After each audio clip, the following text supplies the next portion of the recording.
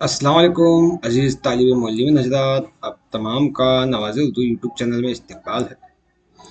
नवाज़ Urdu YouTube channel की जानिब से कर्नाटका टीईटी, सीटीईटी और कॉम्पिटिटिव एग्ज़ाम के लिए ज़रूरी वीडियोस बनाए जाते हैं।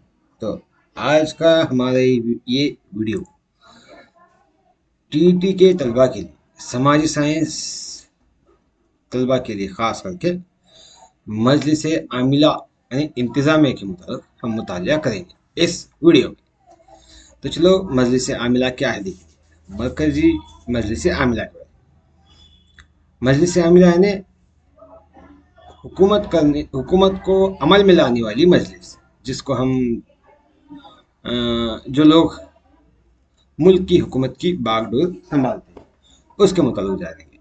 मरकजी हुकूमत की मजलिस आमिला में सदर जमहूरिया, वजीर आज़म और उसके काबीना के मेंबरान शामिल होते हैं मरकजी में। तो जब सबसे पहले हम मरकजी के बारे में देखेंगे। सदर जमहूरिया देखिएगा, सदर जमहूरिया क्या है। सदर जमहूरिया मुल्क का आईनी सरबराह होता है। मुल्क का आईनी सरबराह दस्तूर के सरबराह होते हैं और वो हिंदुस्तान का पहला शहरी होता है। आमिला का इख्तियार सदर जमहूरिया के पास होता है। पूरे मुल्क का काम काज सदर के नाम से अंजाम दिया जाता है। यानी मुल्क में जो भी काम हो, अमन का हो या जंग का हो, जो भी हो, यानी दूसरे मुल्क के साथ जंग करना हो या अमन हो, दोस्ती के माहिदे करना हो या तिजारत करना हो, तमाम ज़्यादातर मामला क्या है सदर जमहूरिया के नाम से ही किए जाते हैं। ये देखना सदर की जिम्मेदारी है कि मुल्क के इंतज़ामी हुकूमत दस्तूर के मुताबिक अंजाम पा रही है या नहीं। ये क्या है सदर जमहूरिया की जिम्मेदारी है। अहदा कबूल करते वक्त, मतलब हलफनामा लेने के दौरान दस्तूर के तहफ़्फ़ुज़ का अहद करता है कि हम दस्तूर की हिफाजत करेंगे। सदर का इंतखाब बिला वास्ता तरीके से होता है। हमारे सदर जमहूरिया का इंतखाब कौन से लोग करते हैं? लोकसभा के मेंबर, राज्यसभा के मेंबर और रियासती हुकूमत के विधान सभा के तमाम मेंबर। देखिएगा, 3 लोग, नंबर 1 लोकसभा, नंबर 2 दूसरे नंबर पर आते हैं राज्यसभा और तीसरे नंबर पर हैं मुल्क के तमाम रियासतें, जितने भी रियासतें हैं मुल्क में, उन तमाम रियासतों की विधानसभा के तमाम मेंबर मिलकर के सदर जमहूरिया का इंतखाब करते हैं। 3 लोग याद रखिएगा। इन 3 लोगों का काम क्या है? सदर जमहूरिया को इंतखाब करना है, उन्हें वोट डालना है इंतखाब के दौरान। तो चलो सदर जमहूरिया की अहलियतें क्या है देखेंगे। हाँ, उस वक्त जब उन्हें इंतखाब किया जाता है, उस वक्त क्या है उनके दस्तूर के मुताबिक वो हिंदुस्तान का शहरी हो। ये तो हर एक लिए को ज़रूरी है हिंदुस्तान के शहरी होना, और उसकी उम्र कम अज़ कम 35 साल पूरी हो चुकी हो। उम्र क्या है? कम से कम 35 साल हो चुकी हो। वो हिंदुस्तान के किसी भी फ़ायदा वाले अहदे पर ना हो और पार्लियामेंट के कायदे और शराइत के मुताबिक अहलियत रखता हो। पार्लियामेंट के मेंबर बनने के लिए जो भी दीगर कायदे हैं, अहलियतें हैं, शराइत हैं, वो तमाम क्या है सदर जमहूरिया बनने वाले शख्स में होनी चाहिए। वो किसी भी मरकजी हाउस यानी लोकसभा और राज्यसभा और सूबाई हाउस, विधानसभा और विधान परिषद का मेंबर ना हो। देखिएगा, ना लोकसभा का मेंबर होना चाहिए और ना ही विधानसभा का भी मेंबर होना चाहिए। कहीं भी नहीं होना चाहिए। अगर हो तो यहाँ पर इस्तीफा देकर जा सकता है। बाई चांस समझिएगा, अगर वो लोकसभा, राज्यसभा का मेंबर या विधान परिषद का मेंबर हो तो, या इन चारों में से किसी एक सभा का मेंबर हो तो वो यहाँ से राजीनामे मतलब रिजाइन करके क्या है जा सकता है। रिजाइन करके क्या है सदर जमहूरिया के लिए खड़े हो सकता है। और सदर जमहूरिया बनने के बाद उसकी मियाद आमतौर पर क्या है 5 साल होती है। لیکن وہ دوبارہ الیکشن میں کھڑا ہو سکتا ہے. 5 سال تک اس کی میعاد ہوگی اور دوبارہ بھی الیکشن کے لیے کھڑے ہو سکتے ہیں. پارلیمنٹ کے کسی بھی ہاؤس میں صدر کو ہٹانے کے لیے کارروائی شروع کی جا سکتی ہے. یعنی اگر صدر جمہوریہ صحیح طریقے سے کام نہیں کر رہے، اگر وہ مناسب نہیں ہے، تو پارلیمنٹ کے چاہے لوک سبھا ہو یا راجیہ سبھا ہو، کسی بھی ہاؤس میں ان کو ہٹانے کے لیے کارروائی کر سکتے ہیں. اور صدر کو عہدے سے ہٹانے کے عمل کو کیا ہے؟ امپیچمنٹ کہا جاتا ہے. اور امپیچمنٹ کا طریقہ درج ذیل ہے. امپیچمنٹ کیسا کیا جاتا ہے؟ دیکھیے، اگر صدر نے آئین کے خلاف کوئی کام کیا ہے، آئین مطلب دستور کے خلاف، تب ہی اس کو ہٹانے کی کارروائی پیش کی جا سکتی ہے. یہ کام پارلیمنٹ کے کسی ایک ہاؤس میں کیا جائے گا. دوسرا ہاؤس لگائے گئے الزام کی چھان بین کرے گا. ایک ہاؤس میں الزام لگایا جائے گا، دوسرا اس الزام کی چھان بین کرے گا. اس معاملے کو ہٹانے سے 16 دن پہلے صدر کو نوٹس دینا ہوگا. یہ معاملہ کرنے سے پہلے کیا ہے؟ 16 ڈیز یاد رکھیے گا. 16 دن پہلے کیا ہے؟ صدر کو ایک نوٹس بھیجنا پڑے گا. جو بھی الزام لگائے گئے ہیں اس پر ہاؤس کے 1/4 ممبران کے دستخط ہونے چاہیے. مطلب چالانے حصہ 1/4 ممبران کیا ہے؟ دستخط کرنا چاہیے. کوئی بھی ایک ہاؤس کے دستخط کرنا چاہیے، اتنے ممبران. دوسرے ہاؤس کے ذریعے کی جانے والی چھان بین کے سلسلے میں صدر کو اپنے بچاؤ کا حق حاصل ہے. چھان بین کرنے والے ہاؤس کے 2/3 ممبر کا ووٹ اس چھان بین کے حق میں ملنا چاہیے. چھان بین کرنے کے بعد کیا ہے؟ یہ چھان بین کے بعد جو نتیجہ نکلتا ہے اس پر کیا ہے؟ 2/3 ممبران کا ووٹ اس چھان بین کے حق پر ملنا چاہیے. دونوں ہاؤس میں صدر پر الزام ثابت ہو جائے گا تو اس کے آفس کو منجمد کر دیا جائے گا. اب تک کسی بھی صدر کے ساتھ ایسا معاملہ پیش نہیں آیا ہمارے ملک میں، لیکن یہ کارروائی ہے کرنے کی، لیکن اب تک ایسا معاملہ پیش نہیں آیا. تو چلو آگے بڑھیں گے. صدر جمہوریہ کے اختیارات اور فوائد. دیکھیے گا صدر جمہوریہ کیا کر سکتا ہے. وزیر اعظم اور اس کے کابینہ کو وزیر اعظم کو اور اس کے وزیر اعظم اور اس کی کابینہ کے مشورے سے مرکزی حکومت کے عہدے داروں کا تقرر کرتا ہے. یعنی صدر کیا ہے؟ مجلس عاملہ انتظامیہ کے اعزازی سربراہ ہوتا ہے. اس کے اختیار بھی اعزازی ہے. آئین کے ذریعے سارے عاملانہ اختیارات صدر جمہوریہ کے پاس ہیں، لیکن صدر اس کا اختیار کا استعمال وزیر اعظم اور وزراء کونسل کے مشورے سے کرتا ہے. ہندوستان میں مرکزی حکومت کے ذریعے چلائے جانے والے خطے یونین ٹیریٹریز ان کے صدر کے ماتحت ہوتے ہیں. یہ تمام کیا ہے؟ صدر ہند کے ماتحت ہوتے ہیں. وزیر اعظم اور دیگر وزراء، گورنر، سپریم کورٹ، چیف جج آف انڈیا، ہائی کورٹ کے جج اور مختلف ممالکوں کے سفیر، تینوں فوجیوں کے کمانڈر، مطلب تینوں فوجی، ہوائی فوج، بری فوج، بحری فوج، یعنی chief election commission, commanders of chief اور الیکشن کمیشن کا سربراہ، پلاننگ کمیشن کے صدر وغیرہ کا. دیکھیے گا کون کون ہے؟ صدر جمہوریہ کیا ہے؟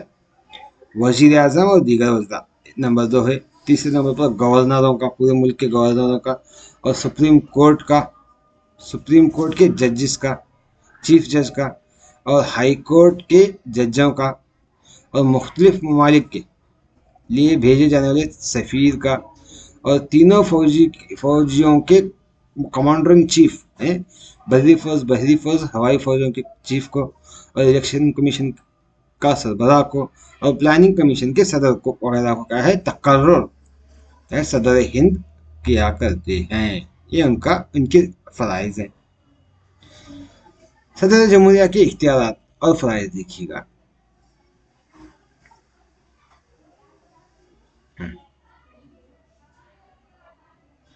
یہ دو مرتبہ آیا شاید، یہی دیکھیں گے۔ وزیر اعظم، دیگر وزراء، چیف جج، مختلف سفیر، تینوں کمانڈر ان چیف، ان تمام کا انتخاب گیا صدر جمہوریہ کرتے ہیں۔ صدر جمہوریہ کو فوجی اختیارات ہیں جس کے تحت وہ تینوں فوجوں کا سربراہ ہوتا ہے۔ اس طرح عدالتی اختیارات بھی ہیں جس کے تحت وہ سپریم کورٹ کے چیف جسٹس، ججوں، ہائی کورٹ کے ججوں کی تقرری کرتا ہے، اور کسی سزا یافتہ سزا کو انسانیت کے بنیاد پر اگر وہ مناسب سمجھتے ہیں تو معاف بھی کر سکتے ہیں۔ یعنی کسی کو سزا دی گئی ہے تو صدر جمہوریہ اسے معاف بھی کرتے ہیں۔ ڈپلومیٹک اختیارات بھی بنائے۔ ڈپلومیٹک اختیارات کی بنا پر صدر کے دیگر ممالک میں اپنے سفیر اور بات چیت کرنے کے لیے افسران کی تقرری کے لیے بھی کر سکتے ہیں۔ صدر جمہوریہ دوسرے ممالک کے سفیر اور اس کے افسران کا بھی تقرر کرتے ہیں۔ صدر جمہوریہ کو دوسرے ممالک کے افسران کو اپنے ملک میں بحال کرنے اور سفارہ خانہ کھولنے کی اجازت دینے کا اختیار ہے۔ دیکھیے گا، دوسرے ممالک کے سفیر اگر ہمارے ملک میں آ کر کیا ہے اپنا سفارت خانہ کھولنا چاہتے ہیں تو وہ صدر جمہوریہ کی اجازت لینی پڑے گی انہیں۔ اس طرح صدر جمہوریہ کو راجیہ سبھا میں 12 ممبران جو سائنس، ادب، فنون لطیفہ اور کی خدمات کے ماہران کو انتخاب کرنے اور صوبائی اور مالی ایمرجنسی نافذ کرنے کا اختیار ہے۔ صوبائی میں مطلب ریاست میں ایمرجنسی اور مالی ایمرجنسی نافذ کرنے کا اختیار بھی کیا ہے صدر جمہوریہ کو دیا گیا ہے۔ جب پارلیمنٹ میں کوئی بل منظور کر لیا جاتا ہے تو اسے صدر کی منظوری کے لیے بھیجا جاتا ہے۔ جب تک کوئی بھی بل پر صدر جمہوریہ کی دستخط نہ ہو وہ بل پاس نہیں ہوتا، وہ بل قانون نہیں بنتا۔ صدر جمہوریہ کی دستخط کے بعد ہی کوئی بھی بل قانون کی شکل اختیار کرتا ہے۔ اگر پارلیمنٹ کا اجلاس جاری نہ ہو اور فوری طور پر قانون بنانے کی ضرورت محسوس ہو تو صدر کیا ہے آرڈیننس جاری کر سکتا ہے۔ آرڈیننس قانون کیا ہے؟ قانون کی طرح ہے۔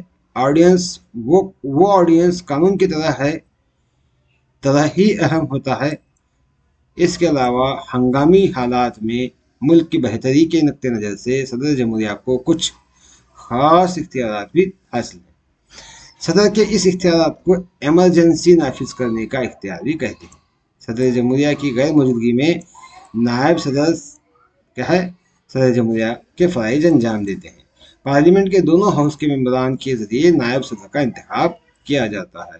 نائب صدر کا انتخاب پارلیمنٹ کے دونوں house, upper and lower, Rajya Sabha اور لوک سبھا، یہ کیا ہے یہ لوگ نائب صدر کا انتخاب کرتے ہیں۔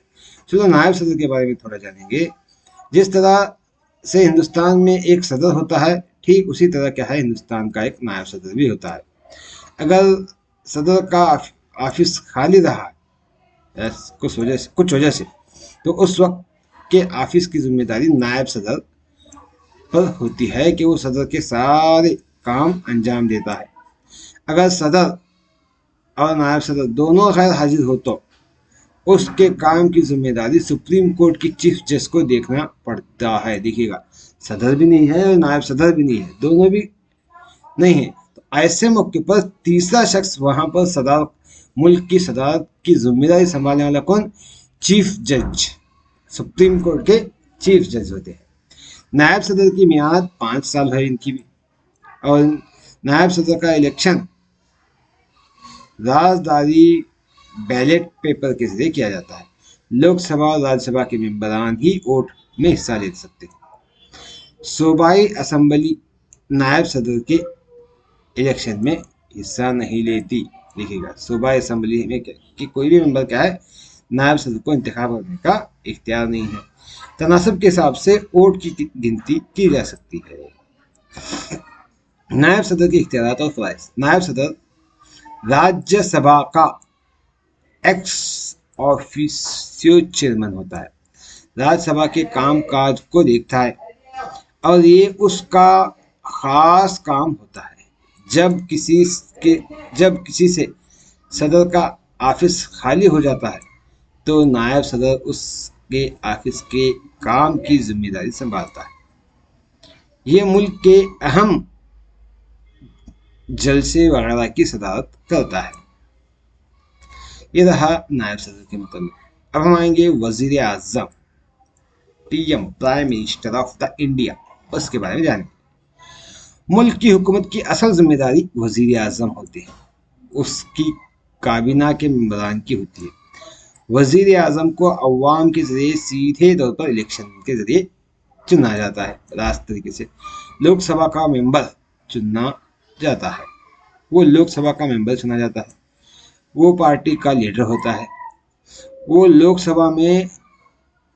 लोकसभा में जिस सियासी पार्टी की अक्सरियत होती है उस पार्टी के लीडर का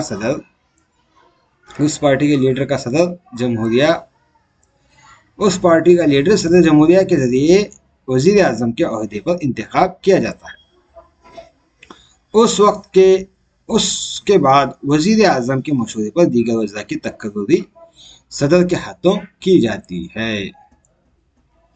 वज़रा कौंसिल लोकसभा के सामने जिम्मेदार होते हैं। वज़रा कौंसिल क्या है? लोकसभा के सामने जिम्मेदार होते हैं। अगर किसी शख्स जो ना तो लोकसभा का मेंबर है और ना ही राज्यसभा का मेंबर है तो उस वक्त वजीर बना दिया गया है तो उसे 6 महीने के अंदर इलेक्शन जीतकर लोकसभा की रुकनीत हासिल करना होगा, वरना इस्तीफा देना पड़ेगा। यानी कोई भी पीएम अगर वो इलेक्शन में खड़ा हो, तो उस वक्त वो हार गया, जीत नहीं सका, तो ऐसे मौके पर वो वजीर आजम बन सकता है। 6 महीने के अंदर क्या है, वो दोबारा किसी भी लोकसभा के इलाके से लड़कर क्या है रुकनीत हासिल करना जरूरी है। वजीर काउंसिल की तश्कील किस तरह से तश्कील दी जाती है? वजीर काउंसिल की तश्कील, इसका ढांचा 3 तरीके से क्या होता है।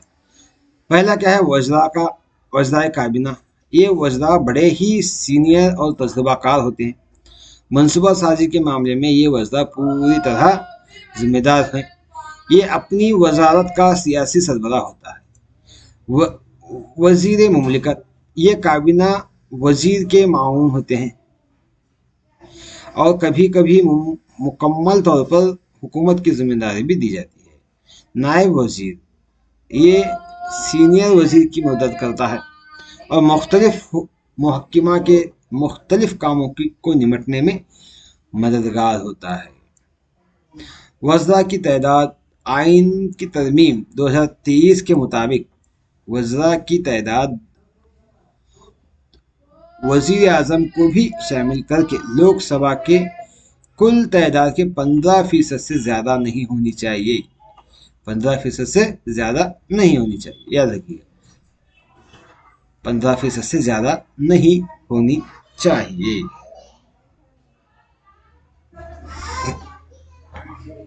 मिली जुली वजारत, यानी जब कोई पार्टी को अक्सरियत हासिल नहीं होती है तब 2 या 2 से ज़्यादा पार्टियां मिलकर मिली जुली सरकार बनाती है, जिसे मिली जुली सरकार भी कहते हैं।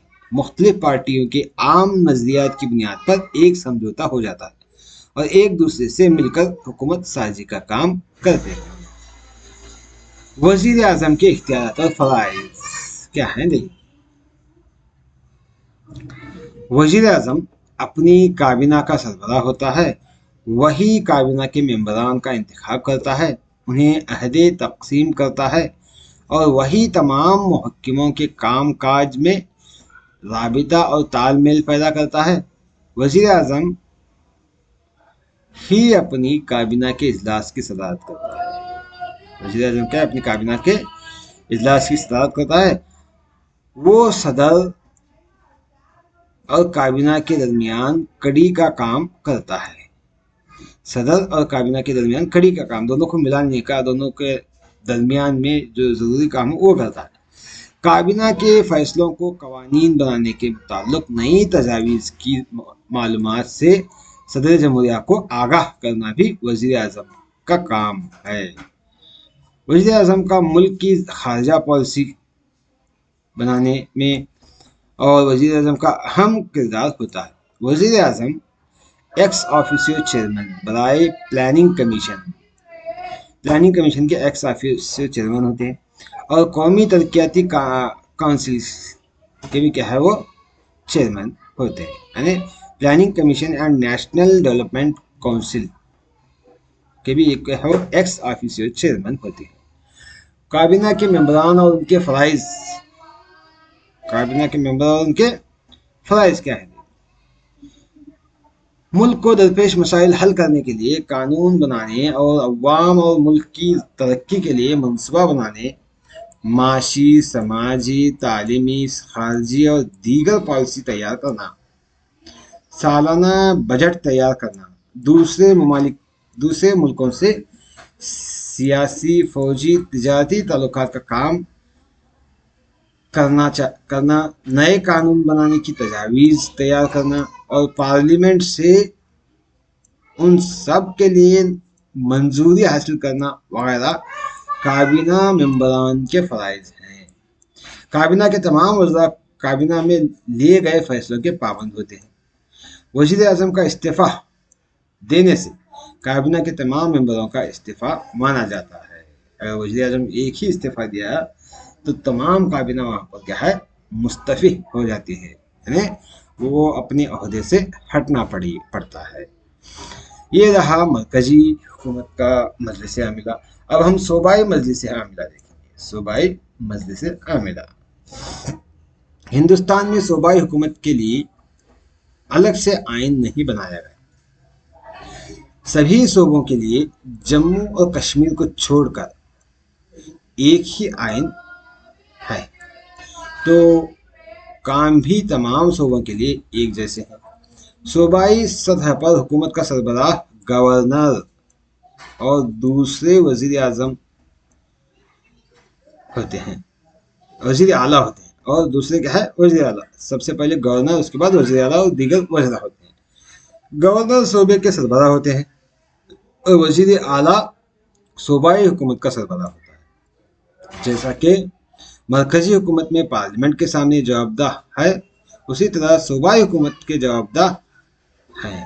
ٹھیک ہے، صوبائی حکومت کے جوابدہ ہوتے ہیں کون؟ وزیر اعلیٰ۔ صوبائی مجلس مقننہ کے سامنے مرکزی حکومت وزیر اعظم وزراء کا کونسل کے ذریعے چلتی ہے۔ ٹھیک اسی طرح کیا ہے صوبائی حکومت وزیر اعلیٰ اور دیگر وزراء کی کونسل کے ذریعے چلتی ہے۔ مرکزی حکومت کی طرح صوبے بھی وزراء اور نائب وزراء ہوتے ہیں صوبے میں بھی۔ ہاں، تو ہم دیکھیں گے یہاں کے ریاست کے سب سے اعلیٰ سربراہ کون ہوتے ہیں صوبے کے؟ گورنر کے بارے میں، گورنر صوبے کا سربراہ ہوتا ہے، اس کی تقرری صدر کرتے ہیں۔ کون انتخاب کرتے ہیں؟ صدر۔ اور گورنر کی تقرری صدر جمہوریہ کرتا ہے۔ صدر ہی اس کا تبادلہ کرتا ہے، اور صدر ہی کیا ہے اسے معطل، یعنی اس کے عہدے سے سبکدوش یا نکالنے کا اختیار صدر کو ہی ہے۔ صدر اپنے اس اختیار کا استعمال وزراء کے مشورے سے کرتا ہے۔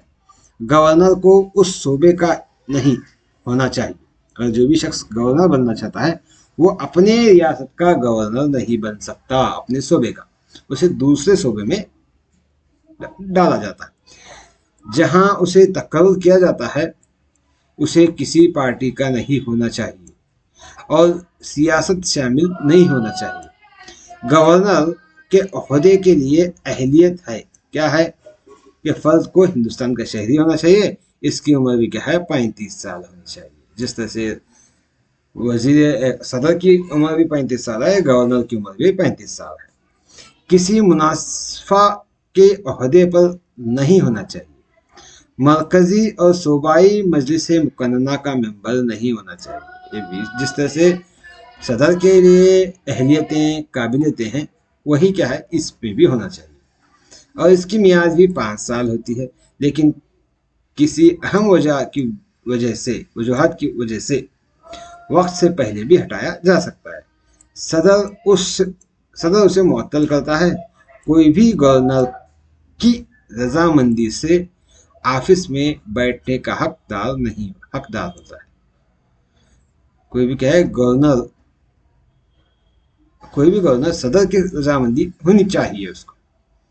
गवर्नर के इख्तियार और फराइज देखिएगा। गवर्नर का ओहदे भी सदर की तरह एजाजी होते हैं। उसके पास कुछ खास महदूद इख्तियार होते हैं। बहुत मुख्तसर से दायरे में उसे इनफरादी तौर पर फैसला लेने का इख्तियार है। गवर्नर को दोहरा रोल अदा करना पड़ता है, यानी एक सूबे के सरबराह होने के तौर पर और दूसरा क्या है मरकजी हुकूमत का नुमाइंदा होने के तौर पर। वो वजीर आला और वज़रा काउंसिल का तकर्रुर करता है। उसके अलावा आला ओहदे पर अफसरान का तकर्रुर भी करते हैं गवर्नर, जैसे एडवोकेट जनरल, सूबाई पब्लिक सर्विस कमीशन वगैरह का इंतखाब गवर्नर करते हैं। जैसे सूबे में विधान परिषद है, वहाँ उसे सूबे में विधान परिषद के 1/6 मेंबरान फ़नून, लतीफ़ा, साइंस, अदब, समाजी खिदमत से जुड़े लोगों का इंतखाब करने का इख्तियार होता है। वो हाई कोर्ट के जज की तकर्री नहीं कर सकता, क्योंकि ये इख्तियार सदर को होता है, लेकिन उसके लिए सदर गवर्नर से मशवरे जरूर लेता है। वो मजलिस मुकन्नना के भी कुछ कामों को अंजाम देता है, जैसा कि मजलिस मुकन्नना को मीटिंग बुलाना, तहलील करना, इलेक्शन के बाद असम्बली के इजलास को खताब करना, बिलों को मंजूरी देना, कुछ मखसूस हालात में किसी मुजरिम की सज़ा कम करने का इख्तियार भी गवर्नर को दिया गया है। हालात की बुनियाद पर सदर राज नाफिज करना, इमरजेंसी पर सदर राज नाफिज किया जा सकता है। वीटो पावर का इस्तेमाल वगैरह, ये क्या है इन कामों को अंजाम दे सकते हैं कौन? सदर रियासत यानी गवर्नर। ये गवर्नर का काम है। तो इस तरह से क्या है ये गवर्नर के काम है। अब हम देखेंगे वजीर आला और दीगर वज़रा। वजीर आला अक्सरियत पार्टी के लीडर होते हैं। वजीर आला क्या है? अक्सरियत पार्टी के लीडर होते हैं, हाँ,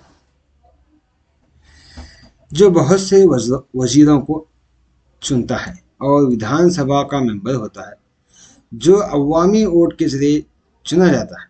वजीर आला की तकर्री गवर्नर के जरिए की जाती है और दीगर वज़रा की तकर्री वजीर आला के मशवरे पर करते हैं।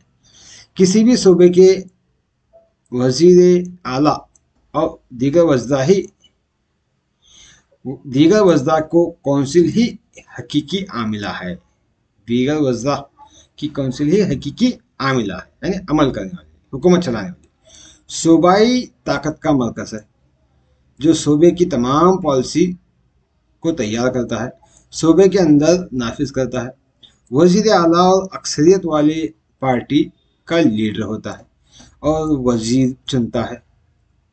वजीर आला वज़रा कौंसिल की तकर्रुर और तश्कील का तरीका वैसा ही है जैसा मरकजी हुकूमत में वजीर आज़म और उसके वज़रा के कौंसिल का है।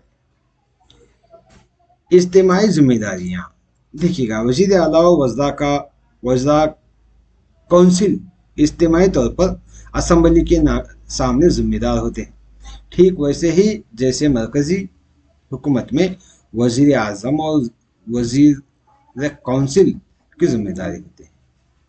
सूबे में किसी पार्टी को अक्सरियत हासिल नहीं होती तो मिली जुली हुकूमत तश्कील देते हैं, मिली जुली हुकूमत तश्कील देते हैं। ये रहा मजलिस आमिला। तो अब हम देखेंगे मजलिस अदलिया, जुडिशल, कानून, मजलिस कानून। मजलिस मुक़न्नना कानून बनाती है, मजलिस मुक़न्नना कानून बनाती है, मजलिस आमिला उस पर अमल कराती है और मजलिस अदलिया उस पर निगरानी करती है। क्या करती है? निगरानी करती है। कानून बनाना ही काफ़ी नहीं बल्कि उसको नाफिज करना और उसकी निगरानी करना और कानून तोड़ने वाले को सज़ा देना, कानून की तशहीर करना भी ज़रूरी है। अदालत हुकूमत के कानून की तशहीर करती है। अदालत बहुत सारे इत्तेफाकी मामलात से मुताल्लिक़ फ़ैसला करती है। अदालत ये भी देखती है कि हुकूमत का कोई भी इदारा अपने इख्तियारात का गलत इस्तेमाल तो नहीं कर रहा है, कहीं आइन के खिलाफ वर्जी तो नहीं हो रही। हिंदुस्तान में क्या है? सुप्रीम कोर्ट, हिंदुस्तान में सुप्रीम कोर्ट, हाई कोर्ट और उनके मातहत अदालतें और दूसरे से जुड़ी हुई हैं।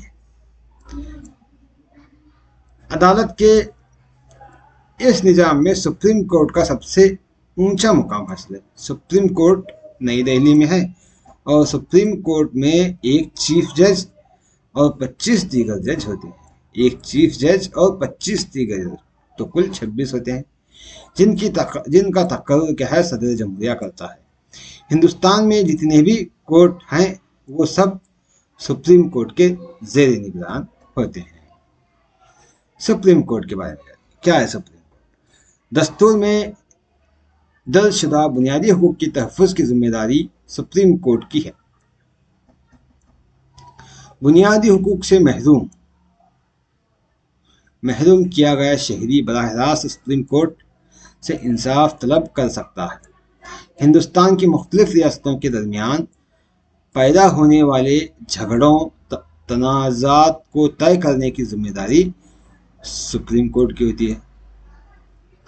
इसी तरह मरकज़ी हुकूमत के दरमियान कोई तनाज़ा या मुकदमा हो तो उसका फ़ैसला भी सुप्रीम कोर्ट करती है।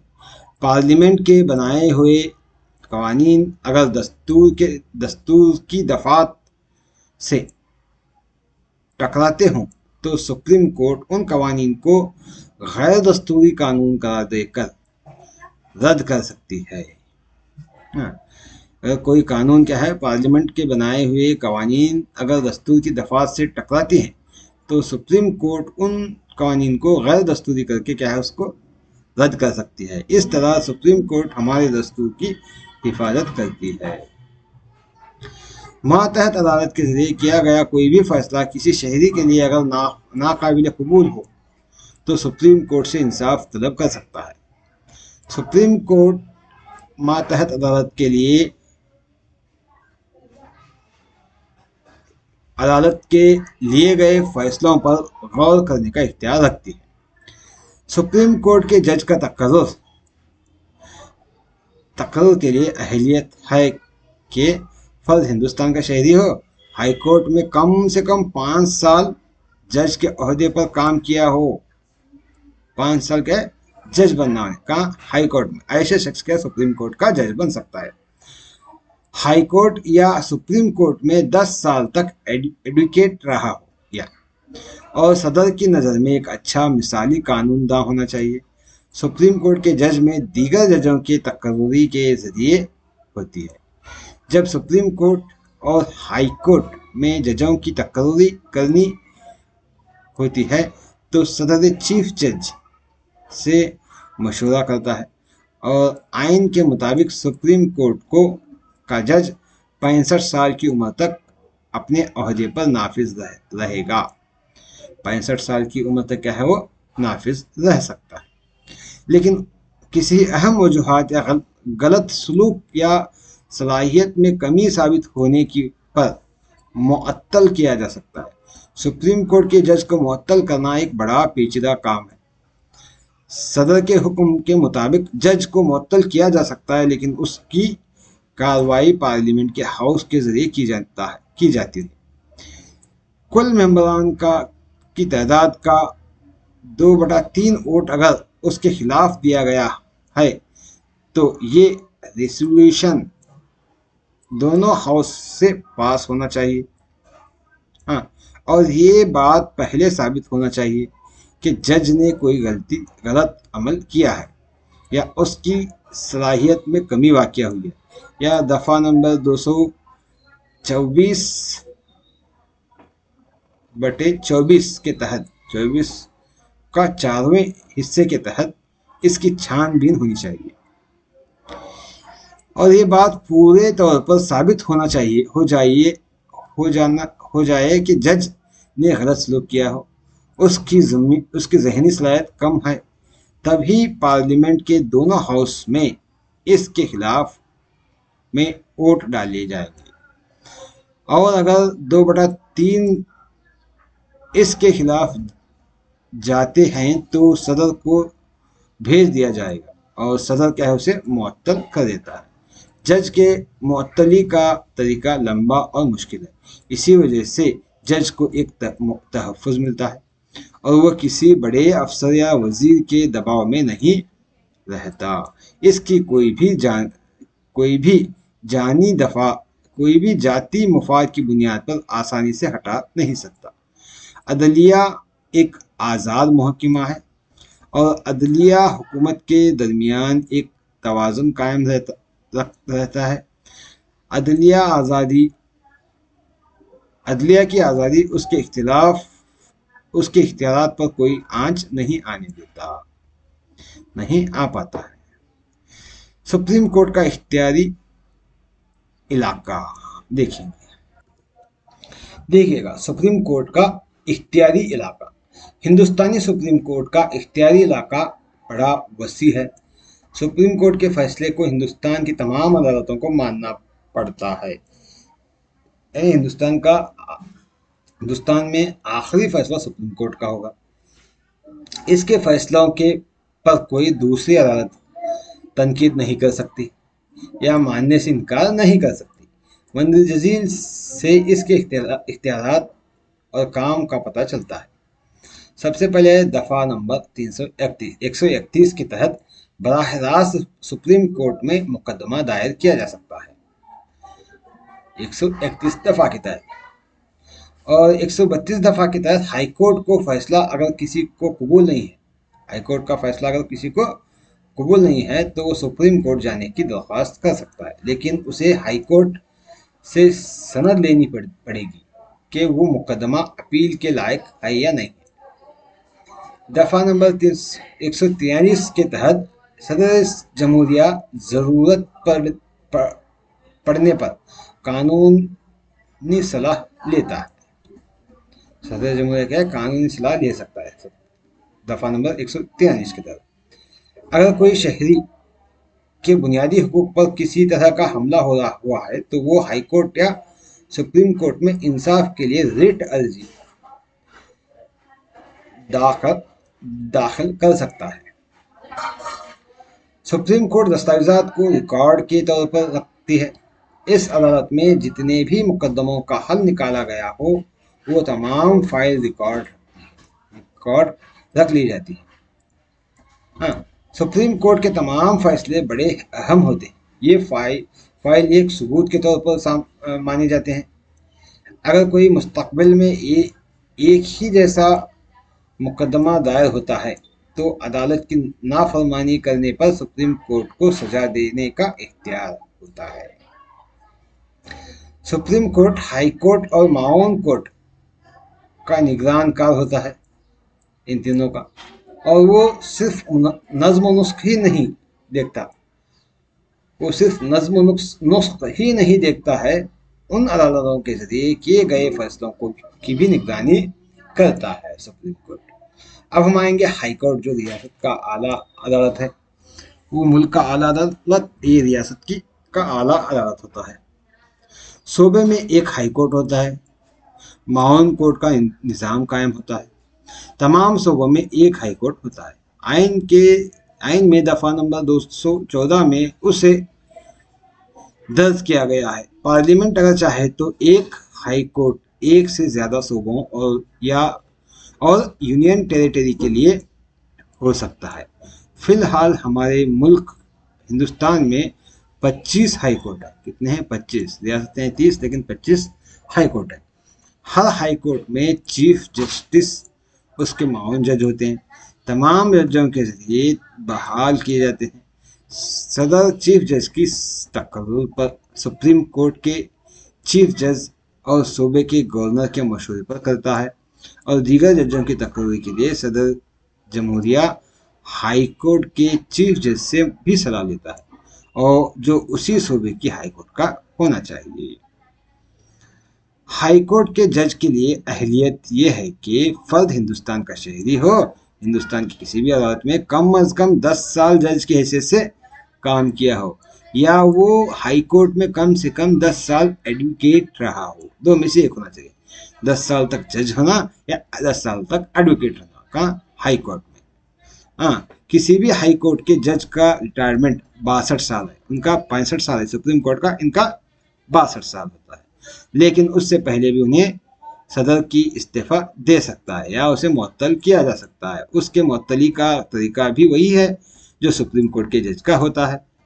ایک جج کا ایک سے دوسرے ہائی کورٹ میں تبادلہ کیا جا سکتا ہے، ایک جج کا، اور اس کے لیے صدر کو سپریم کورٹ چیف جسٹس سے مشورہ لینے ہوتے ہیں۔ ہائی کورٹ صوبے کے خطے کے اندر ہی کام کرتا ہے اور اپنے اختیارات چلاتا ہے۔ اب ہم آتے ہیں ماتحتی عدالتیں، دیگر عدالتیں جو ہائی کورٹ کے نیچے ہوتی ہیں۔ تمام صوبوں میں ہائی کورٹ کے ماتحت معاون کورٹ قائم ہوتے ہیں۔ تمام صوبے نظم و نسق کے نقطہ نظر سے بہت سے ضلعوں میں تقسیم ہوتا ہے۔ ہر ایک ضلع میں 3 طرح کی کورٹ کا کنٹرول نگرانی قائم کیا جاتا ہے۔ سب سے پہلے سول کورٹ۔ سول کورٹ کا کام کیا ہے؟ سول کورٹ میں ضلع جج کی تقرری کی جاتی ہے۔ ہر ضلع میں ایک سول کورٹ آتا ہے، وہ ضلعی جج کی تقرری ہوتی ہے۔ اس کے لیے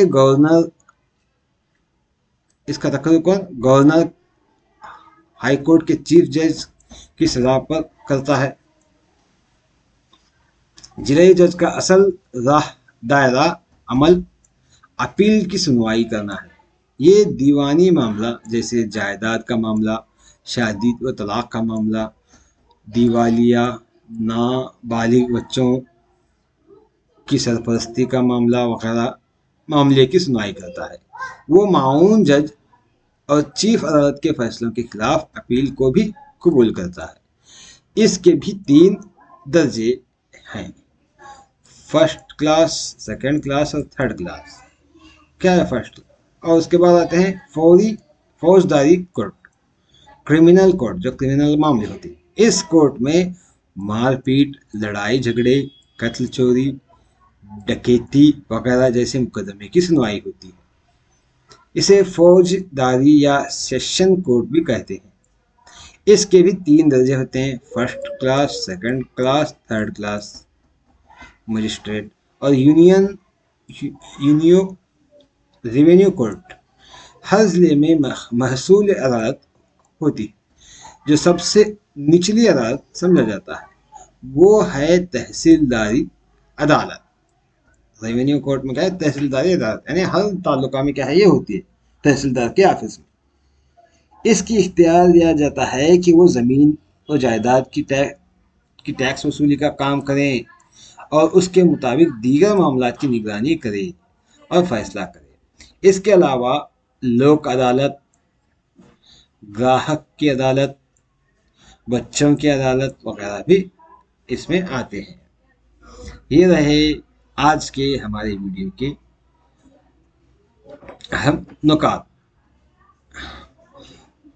امید ہے کہ ہمارا ویڈیو آپ کو پسند آیا ہوگا۔ لائک، شیئر، سبسکرائب کیجیے گا۔ انشاءاللہ اگلے ویڈیو میں ملاقات کریں گے۔ اللہ حافظ۔